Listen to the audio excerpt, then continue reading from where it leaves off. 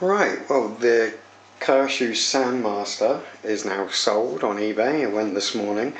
So before I box it up and ship it to the new owner, I thought I'd go over a quick review and my final thoughts on it.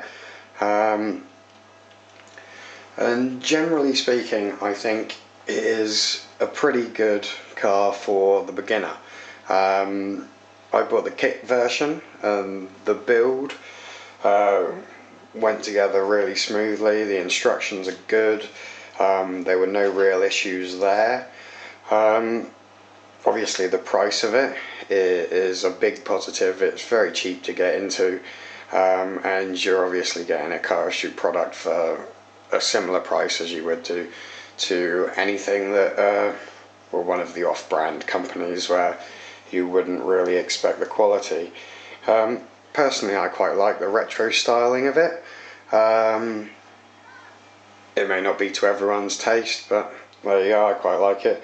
And generally the performance with the stock motor, I've probably seen the other videos I've made with it, is not too bad really. It kind of made me realise that things don't need to be brushless and blisteringly fast in order to be fun, you know. It reminded me of the old days of RC, which again is a big positive.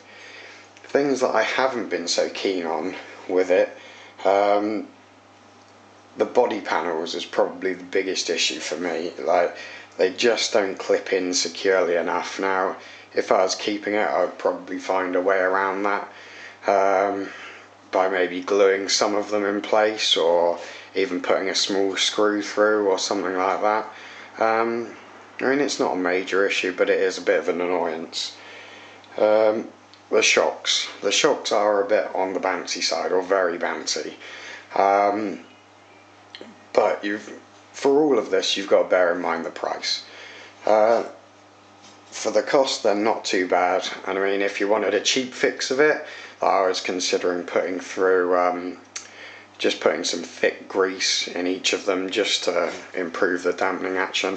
But I know that there are shocks available that will fit it from Ansman, which are oil filled and aluminium with preload clips, and apparently they bolt straight on and make a vast improvement. Also, I found that it does tend to diff out a little bit.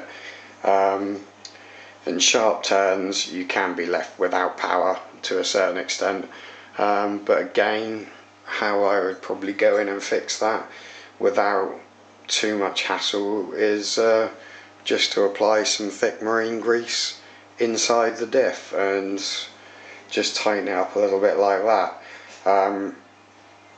I haven't dug into the gearbox at all. It comes pre-assembled, so I don't know whether there would be an option for putting diff oil in there. Probably not, I'm guessing, but yeah, just some thick grease would improve that problem. All in all, as I say, I've quite enjoyed running it. It's a good little car. I've not done anything to it that I thought I might do, but it's got to make way now for some other projects. And yeah, I hope the new owner enjoys it as much as I have. I've run it on various surfaces, like there's a video on there of sand and grass. I've also taken it to a car park, run it on there, and on a gravelly car park as well. And it performs reasonably well in all situations. On the higher traction surfaces, though, you really do see that the diff is a bit loose and could do with stiffening up.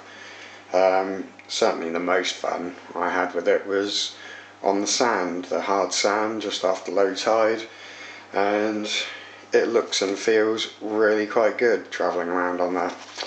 But yeah, it's just a quick little video to sum up my thoughts on the Kyosho Sandmaster. If you've got any further questions, then post them up down below, and thanks for watching.